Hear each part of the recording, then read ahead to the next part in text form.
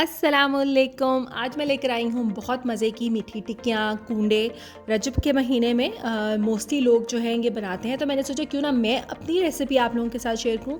वैसे मोस्टली इसकी सेम ही रेसिपी होती है, हर जगह पे सेम ही बनता है। तो चले जल्दी से रेसिपी की तरफ चलते हैं। बिस्मिल्लाहिर्रहमानिर्रहीम। सबसे पहले हमें चाहिए इसमें मैदा, जो मैंने लिए है 2 कप। आप चाहें तो डबल क्वान्टिटी कर सकते हैं जितनी क्वान्टिटी में आपने बनाना है। चीनी मुझे चाहिए 1 कप, या अपने जायके के हिसाब से भी आप ले सकते हैं। दूध गरम हमें चाहिए 1/2 कप। इसके अलावा डेसिकेटेड कोकोनट यानी पिसा हुआ कोकोनट हमें चाहिए।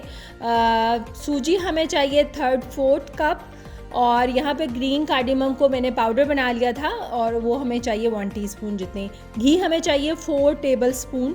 आम घी, देसी चाहे देसी डाल लें, दूसरा घी चाहें तो दूसरा डालें। सबसे पहले हमने क्या करना है कि चीनी लेनी है, और चीनी को और दूध को और घी को हमने बहुत अच्छे से मिक्स करना है। दूध गरम लेना है, फिर बता रही हूँ, आप देख सकते हैं उसके ऊपर बलाई आई थी। और ये दूध में जो मैं इलायचियाँ पीस रही थी, तो ये इलायची के दाने हैं, सो कुछ ऐसी वैसी चीज़ नहीं है। अब इसमें मैं 4 टेबलस्पून घी डाल दूँगी और इस मिक्सचर को हम अच्छे से मिक्स कर लेंगे। मुझे जो है इन टिक्कियों में थोड़े थोड़े चीनी के दाने बहुत पसंद हैं, मतलब मुझे अच्छा लगता है जो ऊपर से नज़र आ रहे हों। कुछ लोग इसमें तिल डालते हैं, बट हमारे घर में इतने उस तिल वाले फ्लेवर को पसंद नहीं किया जाता, सो मैंने वो नहीं डाला। सम टाइम ऐसा होता है ना कि बच्चे तिल नहीं खाते, तो वो मैंने अवॉइड किया है। बट आप लोग चाहें तो 2 टेबलस्पून तिल ऐड कर सकते हैं। उसके बाद जो है ये हमने अच्छे से मिक्स कर ली, और उसके बाद मैंने क्या करना है कि मैदे में चीनी, इलायची पाउडर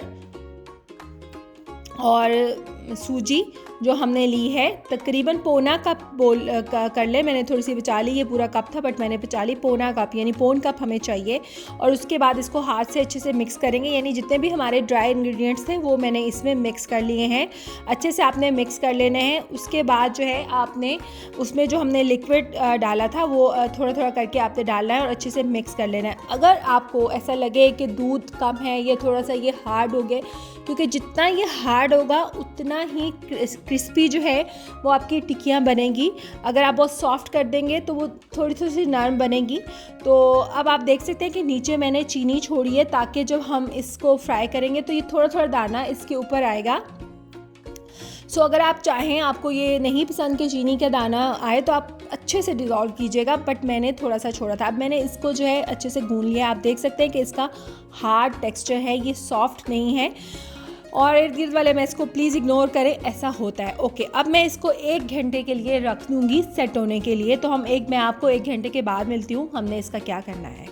अब जी 1 घंटा हो चुका है। मैं इसका हाफ़ पोर्शन लूँगी और हाफ़ को छोड़ दूँगी, ताकि मुझे बेलने में आसानी हो। और मैंने जो है शेल्फ़ पे जो है तेल लगा दिया था, उसको ग्रीस कर दिया था। ड्राई नहीं रखना, ड्राई होगा तो चिपकेगा। उसके बाद आप बेलन लें और उसके साथ यानी रोलिंग पिन लें और उसके साथ इसको रोल कर लें किसी भी राउंड शेप में, जैसे भी। और ये ग्लास, स्टील का, या आपके पास कटर है तो आप उससे कटर कर ले। मैंने बारीक इसको किया है, ज़्यादा मोटा नहीं रखा। अगर आपको अंदर से सॉफ्ट पसंद है, आपको क्रिस्पी नहीं पसंद, तो आप थोड़ा सा मोटा रख लीजिएगा। मैंने पतला रखा है ताकि ये क्रिस्पी बने। ठीक है, इट्स अप टू यू, आपकी चॉइस है। आप मोटी चाहते हो या अंदर से सॉफ्ट चाहते हो तो आप इसको मोटा बेल लो, और अगर आप पतला चाहते हो तो आप पतला बेल लो। तो इतना कुछ मसला नहीं है, जैसे दिल चाहे आपका। मेरी तरफ से इजाज़त है, आप वैसा कर सकते हैं। अब मैं सबको इसी तरह शेप कर लूँगी। जो है इसकी कटर से कटिंग कर लें, या ऐसा कोई आपके पास ग्लास हो उससे आप कटिंग कर लें, या फिर डोनट कटर से भी कर लें। अभी हमारा ऑयल गर्म हो गया है। उसके बाद हम इसको फ्राई करेंगे। अब फ्राई कैसे करना है, इसको आपने स्लो फ्लेम पर, पहले आपने अच्छे से ऑयल को गर्म कर लेना है। ठीक है, उसके बाद आपने स्लो फ्लेम पर इसको कुक करना है। ठीक है, इस बात का बहुत अच्छे से ख्याल रखना है, अदरवाइज़ क्या होगा कि आपकी जो हैं ऊपर से डार्क हो जाएंगी और अंदर से कच्ची रह जाएंगी। ठीक है, तो आपने इसको स्लो फ्लेम पर जो है फ्राई करना है, और अपना हाथ बचा के एहतियात से करें। आप चाहें इसकी क्वांटिटी को बढ़ा सकते हैं। अगर आपने ढेर सारे बनाने हैं, लाइक जिस तरह कूंडे होते हैं तो उसमें लोग न्याज में ढेर सारे बनाते हैं, बट मैंने तो सिर्फ एक रेसिपी बनानी थी, सो मैंने सोचा कि आप लोगों के साथ शेयर करें। क्वांटिटी आप बढ़ा सकते हैं, कम कर सकते हैं। अगर फर्स्ट टाइम बना रहे हैं तो 1 कप के साथ बना लें। आप देख सकते हैं कि फ्लेम मेरी स्लो है। थोड़ी थोड़ी देर के बाद मैं इनको टर्न कर रही हूँ ताकि ज़्यादा डार्क ना हो जाए। बहुत, और आप इनको ठंडा होने दीजिएगा, ठीक है। जब ये गर्म होते हैं तो ये सॉफ्ट होते हैं, बट जब ये ठंडे हो जाएंगे तो क्रिस्पी हो जाएंगे, ठीक है। और वही बात जो मैं पहले बोल चुकी हूँ कि अगर आप चाहते हो कि ये अंदर से सॉफ्ट हो तो आप इसको मोटा बेलें, और अगर आप चाहते हो कि क्रिस्पी हो जिस तरह के मुझे पसंद है तो आप पतला बेल सकते हैं जी। तो ये अच्छे से फ्राई हो रहे हैं, बट जैसे जैसे ये फ्राई हो रहे हैं मैं आप लोगों से यही बोलूँगी कि प्लीज़ मेरे चैनल को सब्सक्राइब करें, बेल आइकन के बटन को प्रेस करें ताकि मेरी हर आने वाली वीडियो का नोटिफिकेशन आप लोगों को मिलता रहे। आप देख सकते हैं अच्छे से फ्राई हो गए। मैंने ऑलमोस्ट सारे फ्राई कर लिए हैं। टिश्यू में इनको निकालें ताकि जो एक्स्ट्रा ऑयल है वो जो है बहुत ज़्यादा ऑयली, जब हम कोई भी चीज़ फ्राई करते हैं तो बहुत ज़्यादा ऑयली अच्छी नहीं लगती, तो इससे टिश्यू से ये होगा कि अच्छे से इसका ऑयल जो है वो टिश्यू अब्जॉर्ब कर लेगा अपने अंदर।